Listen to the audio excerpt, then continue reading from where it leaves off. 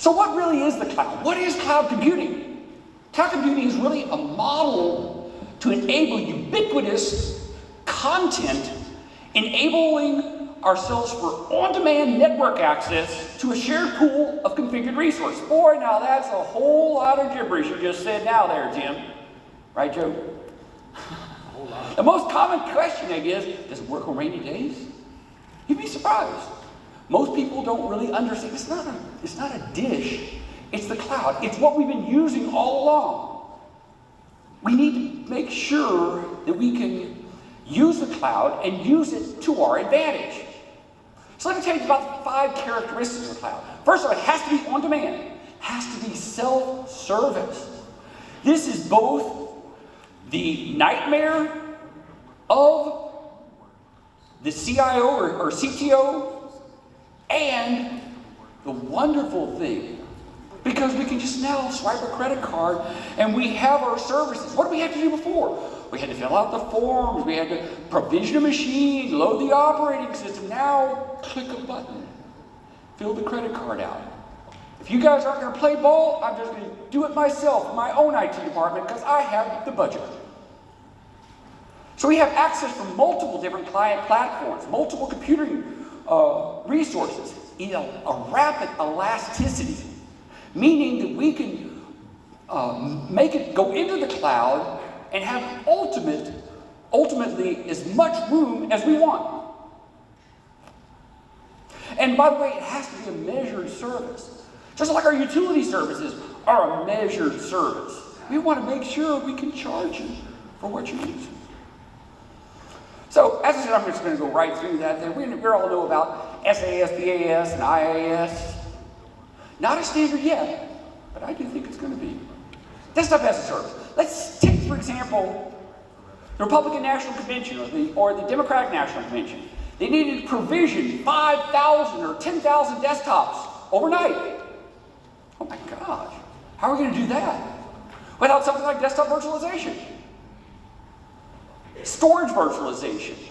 Things like Dropbox, Google Drive, Bitcasa. Those are all various services that we have to store our data, to where make it ubiquitous, make it to where we can use it anywhere. iLabs is an example as well. EAS is an employee Amazon mechanical. It's basically a marketplace trying to share ideas. Now, there are 4 deployments of the cloud. We have a private cloud, which I'm going to sit here and tell every one of you should be using. What are you talking about? I'm using my VMware server. No. You need to be writing your applications to the cloud. I'm not comfortable using the cloud yet. That's fine. I don't care.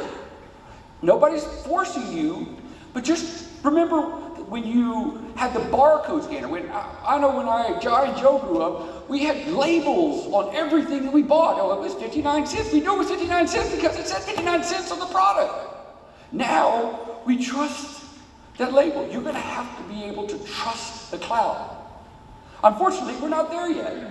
But if we write to the cloud using a private cloud and using a cloud connector, we can instantly move our applications to the cloud whenever we're ready to do so. We have a community cloud. Eucalyptus, as an example, provides us a sandbox for hacking and pen testing. Public cloud keeps your friends close and your enemies even closer. Now, the hybrid cloud, is it PCI compliant? Oh, we'll get to that. We think the next big thing is going to be the Eucalyptus Community Cloud. What if hacking for a community cloud was provided for distributed denial of service? There is a place in China that you can actually, like an ATM machine, take your credit card. I don't like this guy. Give me his IP address, point it in, he's down. Tell me how, I'm kidding, I'm not kidding you. Sean Bonemer is the one who discovered that and talked about it. Damla, I believe is the name of his company, and did the research on it. Unbelievable.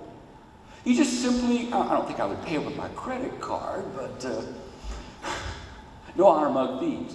What if hacking community cloud for distributed denial of service, for hacking or cracking password and hashes? There was a huge presentation that was given at one of the hacking conventions in Las Vegas, I think it was just 2 short years ago.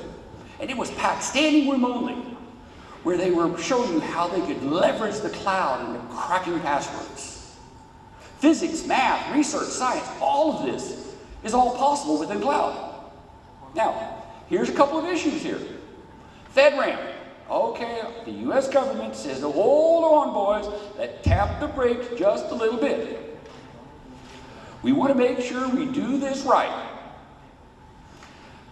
I recently attended an INSA event where various security related issues were discussed. INSA is a premier not-for-profit, nonpartisan private sector organization for providing structure and an interactive forum. The main speaker, you may have heard of him before, Admiral Mike McConnell, former head of the NSA, and former DNI, which stands for the Director of National Intelligence. He said something which I greatly fear is going to be true.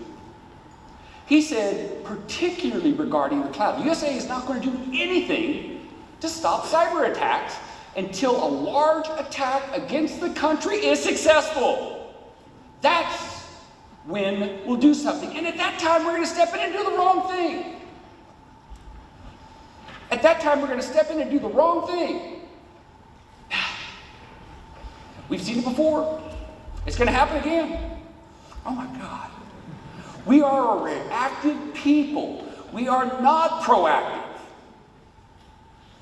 What about pen testing? Because if I have my applications in the cloud, I want to pen test them. Some of you may have been to Miami last year, not this year, but last year, in 2011, saw my presentation. Can we pen test the cloud? Well, kind of. Depends. We've got to get permission. Well, it's my application. I know, but you're sharing it with all of these people. Amazon doesn't know if it's something malicious, and they will disconnect you. What happens if you are a provider that's selling, I don't know, widgets, whatever, and your livelihood depends on it? Amazon just cuts the service off. Before you get it straightened out, it's 2 or 3 days. Oh my gosh.